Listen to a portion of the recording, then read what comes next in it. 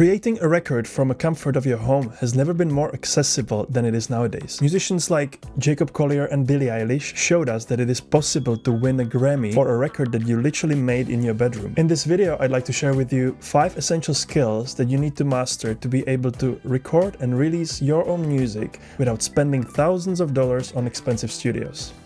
I believe that musicians will need to increasingly think about themselves more as a one-person record label. The first thing that every record label needs is an artist. You either need to know how to write a song, music, or how to play it. Ideally all three. Digital audio workstations are, I would argue, the new ultimate music instrument. You don't necessarily have to know how to play a piano or a guitar, and you can still program the music inside of the DAW. That's called a music production. I would argue that it's still great to know at least one musical instrument. When you're trying to input music in the DAW, it's way easier if you can just play it rather than figuring out the notes and entering them into the grid one by one. There's something way less musical about that process. You can also use a variety of loops and pre-made pieces of music and samples that will help you overcome this problem. So the second thing that every record label needs is some kind of studio. In our case, it would be our bedroom or spare room in our house. The skills here will be the technical skills of how to connect everything so the audio signal that you'll capture with your microphone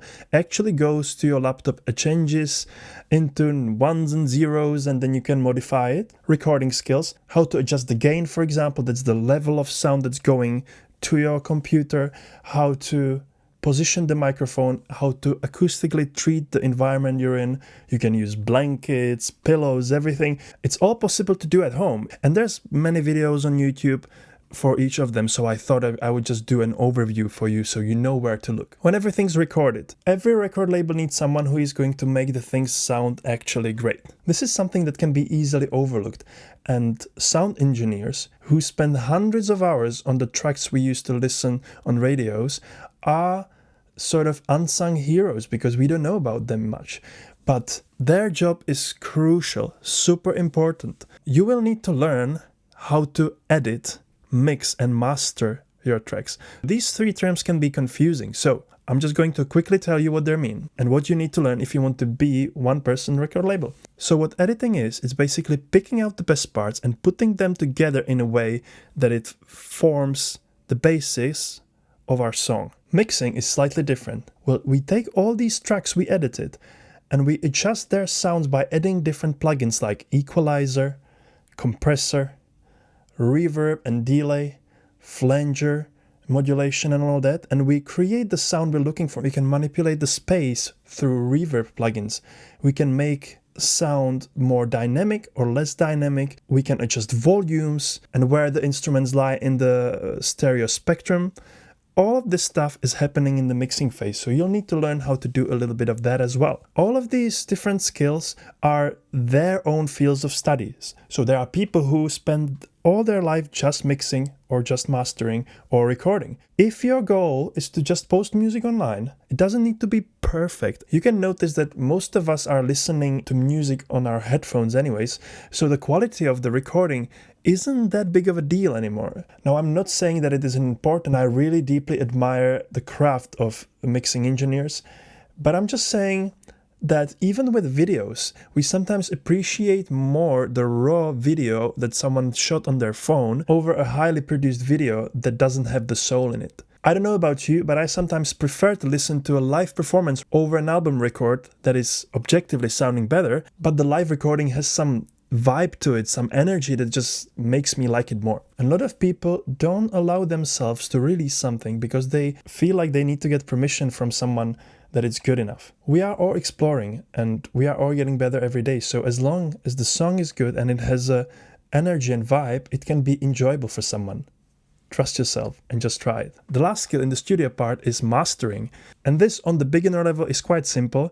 Basically, you've now put all the tracks together. So you now have a single track and you're adjusting that slightly. So you're making small changes on that single track. You can again use some EQ and compressor, but mainly you're making sure that the volume of your track is equivalent of the industry standards. And again, there's plenty YouTube videos where they can in 5 minutes teach you how to adjust the volume of your track using a simple plugin called Limiter. Now we're getting to the stage where the song is basically done, But what do we do with it? We need to distribute it somehow. We need to promote it. So the fourth department or skill we need to learn, I picked, is graphic designer. As a one-person record label, you'll need to be able to create an artwork for your song, some graphic design to go along with it, to promote it. For this, I recommend to use softwares or websites like Canva, Photor, Adobe Express, or Photoshop if you're more advanced. That leads me to the final department, and that's marketing. So every record label needs their marketing department or someone who's going to figure out how to tell people about your music. What marketing essentially is, it's just communicating why should people care about your music, telling a story about your life. Why did you decide to make this song? What it means to you, what you're going through in your life, what you stand for and who you are. We all love hearing from other people. Just today I watched a video on TikTok. There was a guy talking about his life just like this with his phone, and it was super interesting and relatable and inspiring. I'm sure you've seen many videos like this where someone would be sharing their experience and you'll be like, oh, that's me as well. I can relate to this. I now feel better because someone showed me that I'm not alone. So marketing includes skills like copywriting. Nowadays it can include skills like video editing and content production that would go with the graphic design as well. It's not just graphic designer, it's also video editing and content production, so you can promote your song on the social media. But essentially marketing is just communicating to others why they should care about your music. Okay, I really hope this was helpful for you guys and it inspired you to make your own music, because it's really not that difficult to do so. Everyone has different skills. A lot of people just play guitar as a hobby. A lot of people sing songs with their friends. I just wanted to open up this possibility to you through this video. Even if you're a hobby musician, you can still write and record your own music and share it with your friends in your circle.